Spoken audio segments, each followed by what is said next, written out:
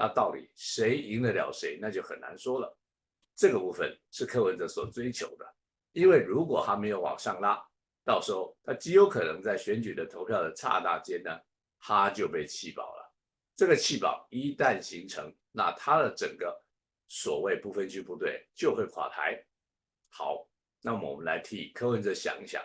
他有什么办法把他的民调往上拉？他就必须发出所谓的特殊型武器，或者叫秘密武器。结果我们帮他看了看，瞧了瞧，